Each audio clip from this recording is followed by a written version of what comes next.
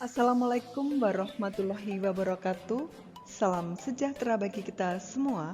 Shalom, Om Swastiastu, Namo Buddhaya, salam kebajikan. Bertemu lagi dengan saya, Pupur, dan hari ini kita akan belajar materi IPS kelas 7 tentang pasar dan harga. Tujuan pembelajaran hari ini antara lain, siswa dapat menjelaskan fungsi pasar dan jenis-jenis pasar. Siswa juga dapat menjelaskan terbentuknya harga pasar dan fungsinya.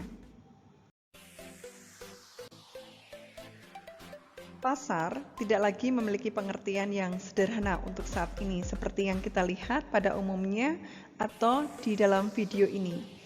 Pasar diartikan sebagai sarana bertemunya pembeli dan penjual yang dilakukan secara langsung maupun tidak langsung untuk melakukan transaksi jual dan beli. Transaksi jual beli pun bisa kita lihat pada warung, toko, mal, pasar tradisional, bahkan melalui internet atau yang dikenal dengan istilah online shop.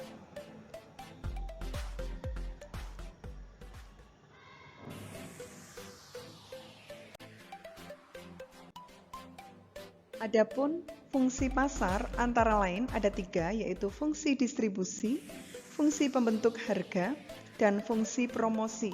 Fungsi distribusi sendiri merupakan sarana bagi produsen untuk mendistribusikan barangnya kepada konsumen lewat pasar.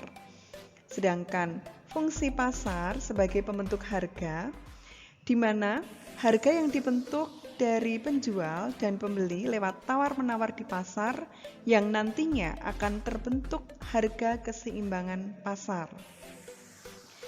Dan yang terakhir ada fungsi pasar yaitu fungsi promosi. Fungsi promosi ini sebagai saluran distribusi, di mana pasar akan melakukan promosi kepada konsumen agar mereka tertarik membeli produk dan jasa. Secara umum, pasar dikelompokkan menjadi beberapa. Berdasarkan jenis barang, waktu bertemunya penjual pembeli, berdasarkan luas kegiatan distribusi, fisik pasar, bentuk, dan strukturnya. Pasar menurut jenis barang yang diperjualbelikan dibedakan menjadi 2, yaitu pasar barang konsumsi dan pasar faktor produksi. Pasar barang konsumsi merupakan pasar yang memperjualbelikan barang konsumsi untuk kebutuhan hidup manusia, seperti pasar buah, pasar kelontong, pasar baju. Sedangkan pasar faktor produksi merupakan pasar yang memperjualbelikan berbagai faktor produksi yang digunakan dalam proses produksi, salah satunya tenaga kerja manusia.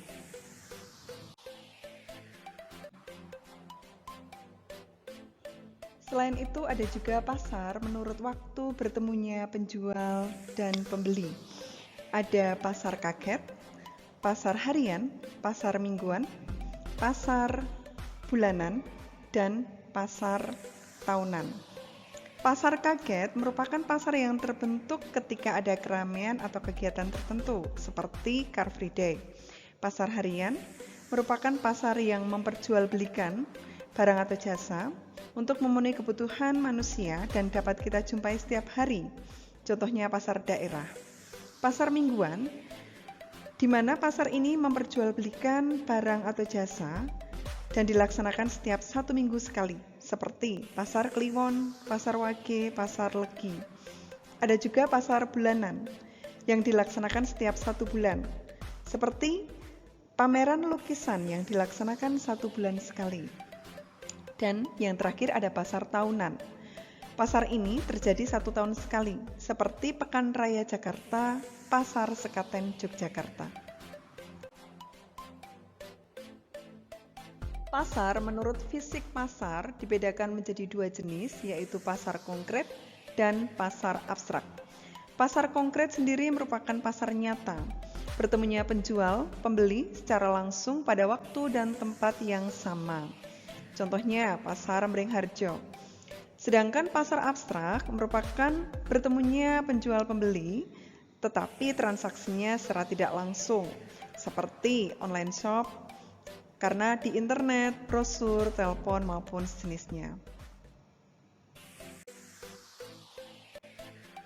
Harga merupakan nilai tukar atas suatu barang atau jasa yang dinyatakan dalam bentuk uang. Sedangkan fungsi harga sendiri ada 4 antara lain sebagai acuan perhitungan nilai jual barang dan jasa,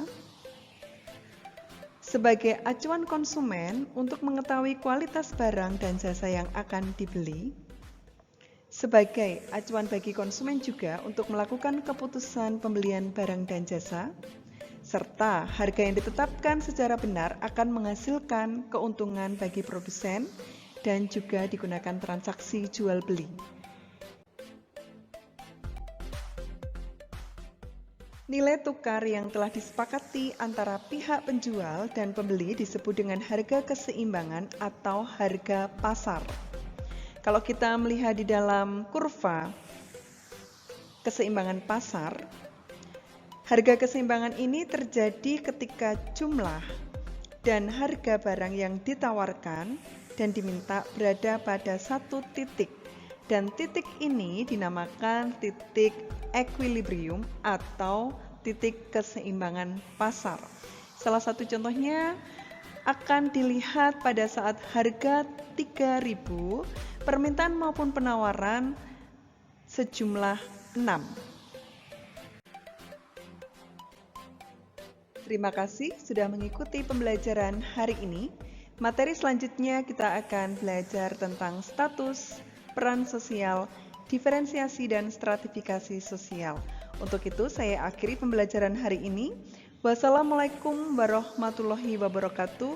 Salam sejahtera bagi kita semua. Shalom, Om Santi Santi Om, Namo Buddhaya, salam kebajikan.